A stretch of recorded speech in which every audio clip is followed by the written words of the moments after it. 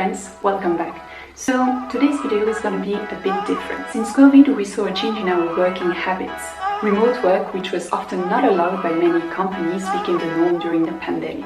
And now, a couple years later, corporate employees are even allowed to work remotely from abroad. So I thought that it'd be fun to document a full day of remote working from Singapore, which in my opinion can be considered as one of the best remote work friendly destinations. Enjoy!